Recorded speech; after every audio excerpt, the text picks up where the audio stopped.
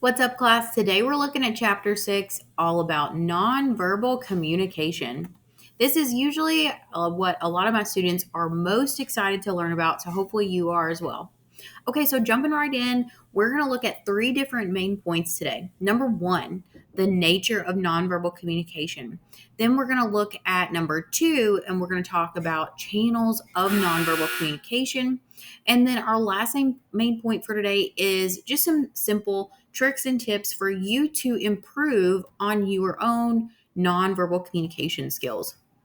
So let's start out with the nature of nonverbal communication and break it down a little bit. What is nonverbal communication?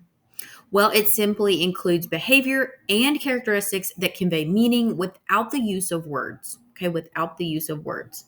However, some nonverbal communication frequently accompany verbal messages to clarify or reinforce them. This could be you like pointing and saying, "Hey, let's go that way," or something like that. Okay, other nonverbal communication behaviors convey meaning without words, right? They convey meaning on their own. So, could be like a thumbs up, could be a shoulder shrug, things like that. Nonverbal communication is present in most interpersonal conversations. You got one on one, small group, all of these things, right? That's where we see nonverbal communication. However, we do see nonverbal in the telephone and email that you might not even be aware of, right? So if you're on the telephone, it could be like the pitch of someone's voice, it could be how quickly they're talking.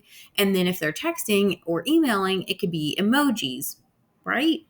So these are crucial because facial expressions and gestures are unavailable. So especially in the telephone, right? How you're talking to someone, like the tone of your voice and the pitch, is really important because you don't have that visual element. Okay, so nonverbal communication conveys more than verbal communication. That's crazy, right? According to scholar Judy Bergen, 65 to 75% of meaning comes from nonverbal communication. Whoa, that's crazy, you guys. So, literally, way more than half of communication is all based upon your nonverbals. So it's so important for us to understand nonverbal communication and really work on improving our nonverbal communication because it's literally 65 to 75% of meaning, according to scholar Judy Bergen. So because nonverbal communication makes us and this is because nonverbal communication makes us use various nonverbal channels, which we're going to look at more here later for our second main point. Okay, so staying with the nature of nonverbal communication right now, though, nonverbal com is usually believed over verbal communication, right? Again, we saw that with our last study, 65 to 75%. And experts think that we put more trust in that nonverbal communication because we believe individuals have a harder time controlling that nonverbal piece than their words, right? We're like, oh, they're going to have a lot more difficult time trying to control their nonverbal versus their verbal. So, therefore, we assume nonverbal behavior is a more accurate depiction of what the individual is thinking or feeling. This is especially crucial when you're looking for deception because people often display inconsistent behaviors with their nonverbal and their verbal when someone's lying. So, helpful hint there. We'll look at that more in chapter 12 whenever we talk about deception in communication. Okay, so nonverbal communication is the primary means of communicating emotion. How many times have you been able to tell how someone is feeling just by looking at them?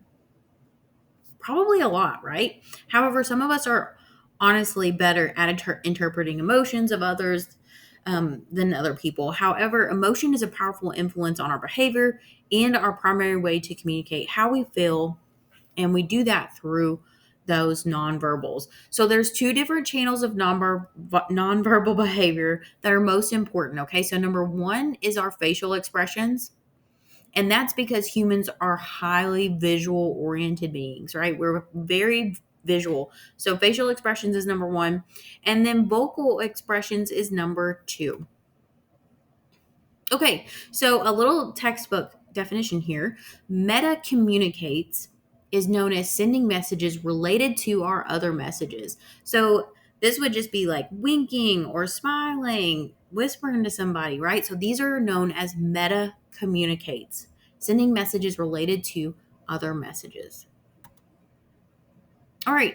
So nonverbal communication serves several functions. We're going to look at two of the functions. Number one being managing conversations. Okay. How do you keep a conversation going? This is important when you're building and maintaining building and maintaining relationships, but we use several nonverbal behaviors to help conversations flow more smoothly.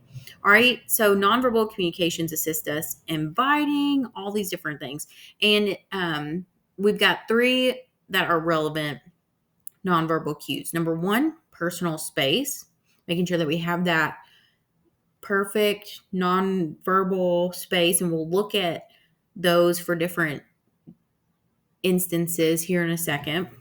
You've got physical appearance, right? How you're looking, and eye contact. So, all three of these things really help maintain conversation. It's really something that you don't consciously think about, but personal space, physical appearance, and eye contact are three relevant nonverbal cues that will help you maintain conversation. Also, gesture, eye contact, tone of voice, all of these things are also important as well. Those other three are just ones that you really kind of don't think about. All right. Also, you will most likely use turn taking signals, which are known as nonverbal signs that indicate when each person's speaking turn begins and ends. Okay. And you'll usually have these turn taking signals in that conversation through gestures and through different eye contact. So maybe like someone looks at their watch or maybe someone pauses. All these things are going to give the other person the signal that, okay, it's their turn to talk. Okay, also ending conversation is really important, right? We got places to be, we got things to do. So sometimes we have to end these conversations.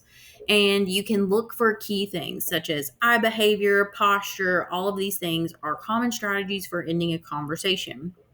So the second strategy is angling your posture away from somebody and toward the direction that you're about to go, right? So maybe like inching your way towards the door or like going to your car, all these different things.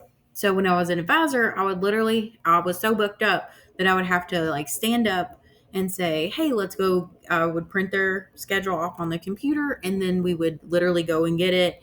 And then I would say, it was great. It was great to meet with you today. Here's your schedule. I'm gonna look forward to seeing you next semester. All these things, right? Ending that conversation, right? Okay. So let's look at maintaining relationships. Okay. So maintaining relationships, communication plays a critical role in how most of us maintain close relationships. Some of these behaviors include the following: attraction and affiliation, power and dominance, and arousal and relaxation. In your PowerPoint, I go more in depth in this, but we just do not have time in the lecture. So please look at that in our PowerPoint on Blackboard because those are more in depth in the slide. Okay. And then, it's really important to sometimes be influential with your nonverbal communication, right? Maybe you're trying to persuasion is okay if used done ethically. So nonverbal communication can be persuasive when it is applied as part of several strategies, including creating credibility and promoting affiliation. An example with promoting affiliation would be touch, maybe a hug, all these different things. Okay, we're going to skip over that. Okay, so let's get into channels of nonverbal communication. Okay, our next two main points will go pretty quickly. So, shifting gears, we're going to talk about different channels. Okay, so first channel is our eye behaviors. This is also known as oculasics, which comprise a second nonverbal channel. So, someone's eye contact can really tell you a lot. And then also, believe it or not, their pupil size. Now, I don't know how close you are to these people, and I wear glasses, so I can't ever see nobody's pupil size, but some people can, I guess. Okay, so we looked at eye behavior as a channel of nonverbal communication. Now we're looking at kinesics, which is the study of movement, right? How people move. So a lot of times I move a lot, but that's just because I have a ton of energy. So sometimes people think I'm like nervous a lot, but really I just have a ton of energy. But also I've had to be mindful of that as a speaker, and so I really have to monitor and be self-aware of my own movement. So right, kinesics, the study of movement. Then next we have gesticulation, which is the study of gestures. Pretty simple. Next we have haptics, which is the study of touch. Okay, you have affectionate touch, you have caregiving touch, you have power and control touch, aggressive touch, ritualistic touch, right? Maybe church, caregiving, right? Maybe a doctor's office. Every time you go to the doctor, they listen to your lungs, they check your ears, they check your mouth. And then you have vocalics. Vocalics. I really don't know if I'm saying that right, which is aspects of the voice that convey meaning, okay, which is pitch, inflection, volume, rate. We also have filler words, articulation, accent, and silence. People don't think about that a lot, but silence conveys a lot of meaning. Whenever my classes are going crazy and loud, I just get silent. And then they really do they come back and listen. Okay, I'm going to butcher this. Olfactics. I jack that up every time, which is the study of smell, you guys. Believe it or not, yes, study of smell is a channel of nonverbal communication. It affects your memory associations, and believe it or not, your sexual attraction to another person. So we're actually drawn to people with dissimilar scents, right? Someone who actually smells way not like you, okay? All right. So also we have proxemics, which is how we use space to communicate. I think this one is something that people don't really think about, but very important. So some people aren't aware of how close they are to some people sometimes. So let's look at Hall's spatial zones. Okay. Hall's spatial zones include intimate distance, personal distance, social distance, and public distance. Okay. So obviously it intimate to public, it goes closer, the more intimate you are, the more close you are. The more public it is, the less close you are. And then physical appearance sends messages, whether intentionally or unintentionally. The halo effect states that we attribute positive qualities to attractive people, which can really put a lot of pressure on people, and it puts a lot of pressure to be attractive and can lead to eating disorders, it can lead to a lot of different things. So something that I would love to talk a little bit more about, but we just don't have time in this lecture today. But that is known as the halo effect. Okay, so let's look at our last main point: improving your nonverbal communication skills. So let's look at interpreting nonverbal communication. You want to remind yourself that much of a person's communication is nonverbal, so you need to pay attention to their facial expressions, take note of their tone, their voice, their body movement. We do this subconsciously, I feel like, but now you can kind of be conscious of it, and then be sensitive to nonverbal messages. You want to be aware of the situation, like what's going on, pay attention to groups of nonverbal behaviors, keep culture in mind. So important, right? Culture is huge, you guys. And then decipher the meaning of nonverbal messages, right? Think about it. Like, what does this mean? So, in deciphering the meaning of nonverbal messages, you want to be aware of what you expect to see. You want to ask for clarification if you're not sure. And then remember that interpreting nonverbal communication is really challenging. So, sometimes it's okay to ask people, like, hey, is this really what you meant? Or, like, did I maybe get the wrong signal? All these different things. And then in expressing nonverbal messages, you want to work on your self awareness, learn from others, practice being expressive, and then pay attention to how others react to your behavior. All right, guys, that's all we have time for. Thank you. Let me know if you have any questions at all.